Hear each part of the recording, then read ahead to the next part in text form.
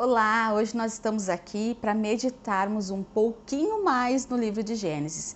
E hoje a gente vai falar sobre o primeiro homicídio da Bíblia, que está no livro de Gênesis, capítulo 4. Nós vamos ler do versículo de número 8 até o versículo de número 16, que diz assim: E falou Caim com seu irmão Abel. E sucedeu que, estando eles no campo, se levantou Caim contra o seu irmão e o matou. E disse o Senhor a Caim: Onde está Abel, teu irmão? E ele disse: Não sei, sou guardador do meu irmão? E disse Deus: O que fizeste? O sangue do teu irmão clama a mim desde a terra. E agora maldito és tu desde a terra, que abriu a sua boca para receber da tua mão o sangue do teu irmão. Quando lavrares a terra, não te dará mais a sua força. Fugitivo e errante serás na terra. Então disse Caim ao Senhor: É maior a minha maldade que a que possa ser perdoada? Eis que hoje me lanças da tua face, da tua terra, e me esconderei, e serei fugitivo e errante na terra, e será que todo aquele que me achar me matará? O Senhor, porém, disse-lhe: Portanto, qualquer que matar a Caim, 7 vezes será castigado. E pôs o Senhor um sinal em Caim, para que não o ferisse qualquer que o achasse. E saiu Caim de diante da face do Senhor, e habitou na terra de Nod, da banda do oriente do Éden. Então a gente vê aqui o relato bíblico de o primeiro homicídio na Bíblia. Foi quando Caim matou seu irmão Abel. No vídeo anterior nós estudamos acerca da oferta, que Caim e Abel ofertaram ao Senhor, mas que a oferta de Caim não foi aceita, mas que a de Abel foi aceita pelo Senhor. E que Caim ele se irou de sobremaneira por causa disso. E como ele estava irado com o fato da sua oferta não ter sido aceita, irado com seu irmão, ele foi conversar com Abel. E no meio dessa conversa, ele se levantou contra o seu irmão e o matou. Só que seguindo ali no versículo de número 9, versículo de número 10, o Senhor Deus ele faz 2 perguntas a Caim. A primeira delas é: Onde está o teu irmão Abel?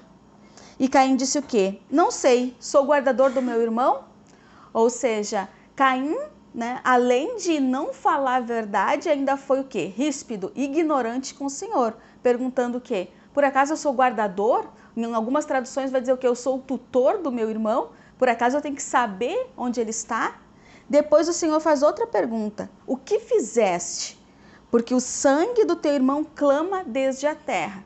Então nós vemos o Senhor Deus fazendo 2 perguntas. Aqui a gente vê 2 chances. Ao invés de 2 perguntas, 2 chances de Caim se retratar, se humilhar diante de Deus e pedir perdão pelo seu erro. Primeiro, quando o Senhor pergunta onde estava Abel. E segundo, quando ele diz o quê? O que fizeste? Ou seja, as 2 perguntas elas dão um indício de que o Senhor já sabia o que havia acontecido, como de fato sabia, já que Deus ele é conhecedor e sabedor de todas as coisas.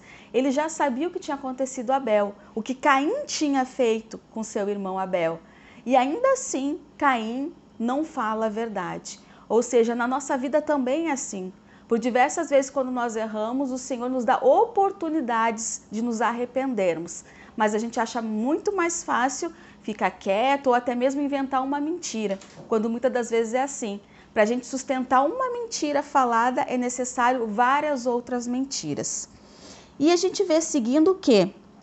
No 12, que também me chama muita atenção, que diz assim: Quando lavrares a terra, não dará mais a tua força. Por quê? Porque era da terra que Caim tirava o sustento. Então, em outras palavras, o castigo de Caim era o quê? Que quando ele trabalhasse, não tivesse produção. Ele ia lavrar a terra, mas a terra não daria fruto para ele, não daria a força, não daria o sustento necessário. Ele seria fugitivo e errante. Ou seja, ele teria que fugir eternamente. Só que mais adiante a gente vai ler o quê? Que então disse Caim ao Senhor: É maior a minha maldade que a possa ser perdoada?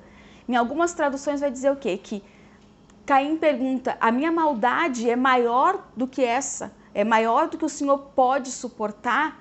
Sim. ou seja, qualquer tipo de maldade o Senhor não suporta. Então, o Caim tinha que sair, tinha que ficar afastado da presença de Deus. Por quê? Porque é isso que faz as atitudes pecaminosas, né? Quando a gente faz algo, quando a gente peca diante do Senhor, a ação, o pecado, ele provoca um distanciamento entre Deus e o homem. Então, automaticamente ali em Gênesis a gente já estava vendo uma ilustração do que o pecado provoca, ou seja, qual é a consequência do pecado? É um distanciamento, é uma quebra de intimidade entre Deus e o homem, assim como é na humanidade. Quando as pessoas, por exemplo, uma trai a outra, uma se desentende com a outra, o que acontece? Um rompimento, um distanciamento. Mas a partir do momento que elas se retratam, que elas se reconciliam, pedem desculpa e fazem as pazes, o relacionamento volta. Então o pecado da humanidade causa uma separação entre o homem e Deus. Depois, a gente vê seguindo ali, que no 14, que diz, hoje me lanças fora da terra, me esconderei e serei fugitivo, mas todo aquele que me achar, me matará. Ou seja, a sentença de Caim era o quê? Morrer.